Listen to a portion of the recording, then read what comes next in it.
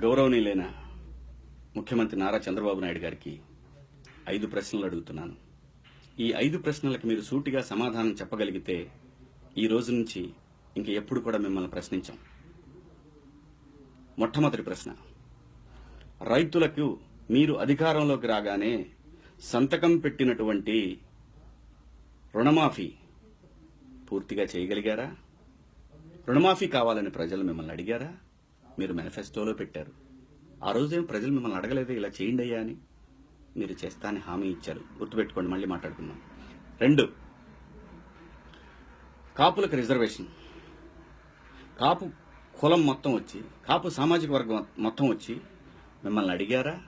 కాపు రిజర్వేషన్లను కల్పించండి సార్, మీరు మేనిఫెస్టోలో పెట్టండి అని. మీరు పెట్టారు. వాళ్ళు ప్రశ్నిస్తున్నారు. ఉద్దేశం ఏదైనా కానీ మీరు పెట్టారా లేదా? మీరు చేయగలుగుతున్నారా?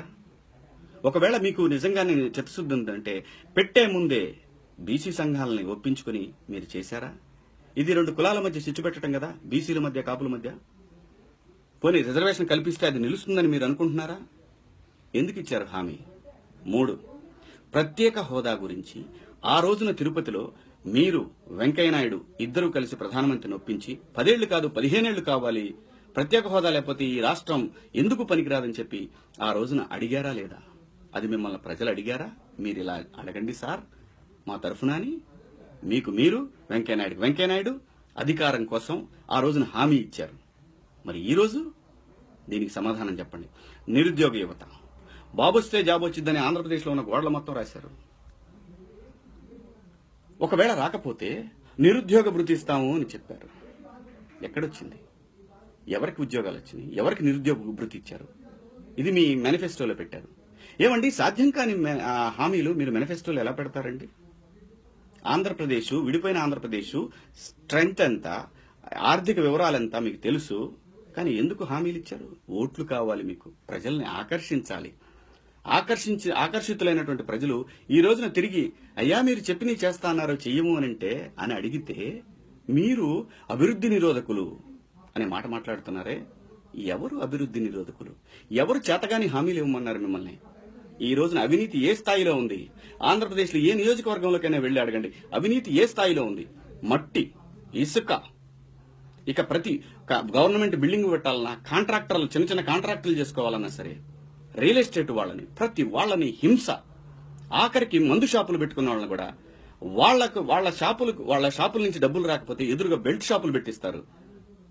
నా జిల్లాలో నాకు తెలిసి ఒక పెద్ద పోస్టులో ఉన్నటువంటి ఒక వ్యక్తి కుమారుడు ఈ రోజున ఒక నియోజకవర్గంలో విచ్చలవిడిగా సంపాదించుకుంటూ బెదిరింపులు చేస్తూ సాక్షాత్తు ఒక కోర్టు భవనం కట్టడానికి గవర్నమెంట్ ఆఫ్ ఆంధ్రప్రదేశ్ కోర్టు భవనం శాంక్షన్ చేస్తే ఆ కాంట్రాక్టర్ని లంచం అడిగి లేకపోతే ఆ బిల్డింగ్ కట్టద్దు అని చెప్పారు. అదే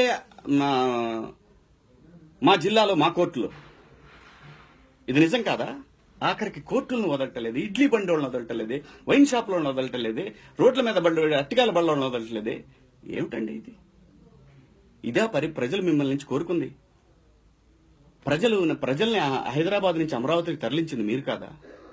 మేము అడిగితే ఎందుకు వచ్చారండి ఆ రోజు అక్కడి నుంచి ఇక్కడికి? వచ్చే ఆలోచన ఉన్నట్టయితే మీరు ఎందుకు ఖర్చు పెట్టారండి అసెంబ్లీకి, సెక్రటేరియట్కి? ప్రశ్నించకూడదు మిమ్మల్ని. ప్రశ్నిస్తే ప్రవచనాలు చెప్తారు మీరు. చాగంటి కోటేశ్వరరావు గారి పోస్ట్ తీసుకుంటారు మీరు చెప్పే ప్రవచనాల్లో ప్రతిరోజు పెట్టేటువంటి సమావేశాల్లో అధికారులు నిద్రపోతున్నారు ఆ ప్రవచనాలు వినలేక. చెప్పిందే చెప్పి ఎంతసేపు మసిపూసి మారేడుగా చేస్తారు? ఎంత అవినీతిమయమైపోయింది చెప్పండి. ఇక్కడ మీరు చేయగలిగినవి పెట్టండి మేనిఫెస్టోలో. ఏ రాజకీయ పార్టీ అయినా చెయ్యలేని అంశాలను పెట్టద్దు. మన పిల్లలకి సరైనటువంటి పాఠశాలలు ఉన్నాయా? సరైనటువంటి ప్లే గ్రౌండ్స్ ఉన్నాయా?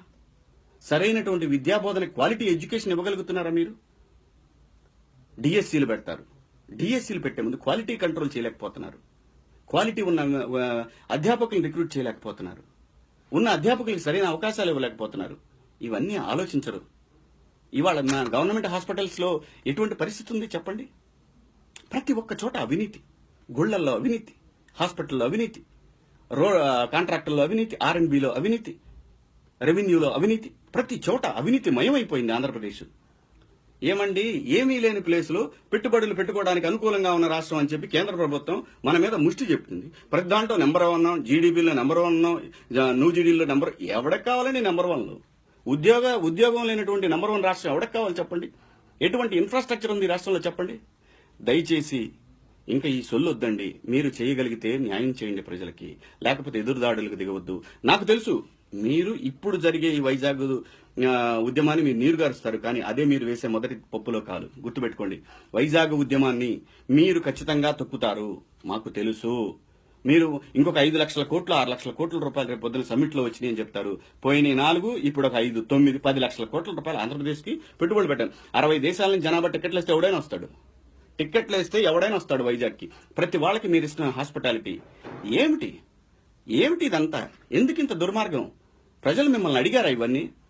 మీరు మేనిఫెస్టోల్లో పెట్టిన అంశాలను అడుగుతుంటే మీరు కోపం వచ్చేస్తా ఉంది. కోపం వచ్చినంత మాత్రం ఏం జరగదు సార్. ముందు అవినీతిని కంట్రోల్ చేయండి, మీ అధికారులను కంట్రోల్ చేయండి, మీ మంత్రులను కంట్రోల్ చేయండి, మీ ఎమ్మెల్యేలను కంట్రోల్ చేయండి. ఆ తర్వాత ప్రజల దగ్గరకు రండి. ప్రజలు యువత చేసుకునే ఉద్యమాన్ని ఈ రోజున అత్యధికంగా యువత ఇవాళ ఆంధ్రప్రదేశ్ నుంచి ఏ రాష్ట్రానికి వెళ్ళాలి? ఎక్కడికి వెళ్లి వీళ్ళు ఉపాధి వెతుక్కోవాలి? రాష్ట్రాలు వదిలి, దేశాలు వదిలి మన ఆడపిల్లలు నానా ఇబ్బందులు పడుతుంటే ప్రత్యేక హోదా వస్తే పరిశ్రమలు వస్తాయి. పరిశ్రమలు వచ్చినట్టయితే మనకు మన రాష్ట్రం నంబర్ 1 రాష్ట్రంగా ఎదుగుతుందని ఆశపడి ఆ రోజున అందరూ మీకు సపోర్ట్ చేస్తే ఈ రోజున అది కాదంటే ఇది ఇస్తా ఉన్నారు, ఇది కాదంటే ఏమిటిది? ఎవరి స్వార్థం?